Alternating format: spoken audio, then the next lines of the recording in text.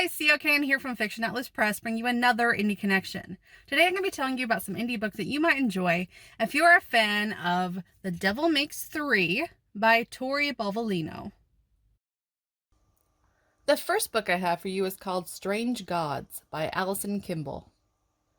Spooky arrives at a wilderness boot camp for troubled teens with 2 suitcases and an ultimatum. Either she keeps her head down over the summer, or she won't be allowed home at the end of it. All she wants to do is survive the pyros, bullies, and power-tripping counselors, get through senior year, and start her life somewhere new. She'll do just about anything to protect that future. But when an encounter with another camper goes awry and ends with Spooky hiding in the woods, something else finds her. Something ancient and powerful has sent out feelers, hoping to catch a human alone. For its purposes, one human is as good as any other. Even a delinquent teen will do. If Spooky wants to survive to see any kind of future, she will have to figure out how to gain leverage over a god. And as if the one wasn't bad enough, a pantheon of dark entities are lining up between her and the life she's always wanted.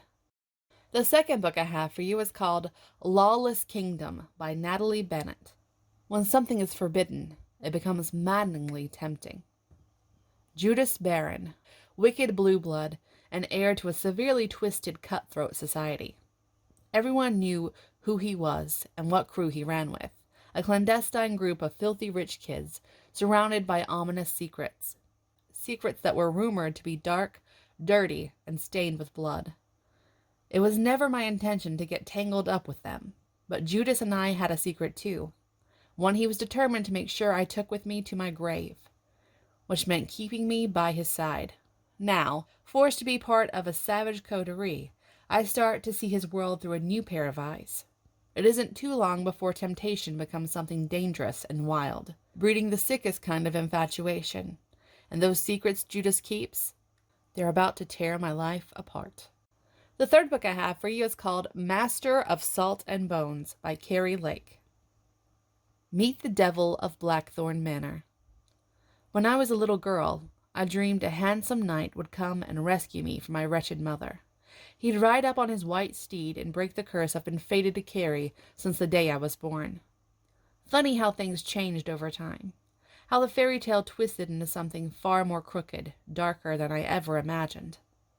In reality, my knight is scarred and broken, living alone in a castle of bones that overlooks the sea. He isn't searching for me. He never was. Lucian Blackthorn is as cursed as I am, and equally shunned by the locals, the fishers of men, who believe him to be the devil in the flesh. Perhaps he is, with the way his amber eyes draw me in, ignite me like an infernal blaze. And the sins he whispers in my ear are as wickedly intoxicating as the man himself. Yet, his touch is heaven, and his will is my weakness. He calls us forbidden, an unsalvageable tragedy with no happy end. Maybe we are, but in this story, he's the one who needs saving.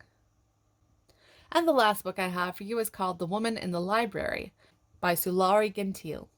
In every person's story, there is something to hide. The ornate reading room at the Boston Public Library is quiet until the tranquility is shattered by a woman's terrified scream. Security guards take charge immediately, instructing everyone inside to stay put until the threat is identified and contained. While they wait for the all-clear, 4 strangers, who'd happened to sit at the same table, pass the time in conversation, and friendships are struck. Each has his or her own reasons for being in the reading room that morning.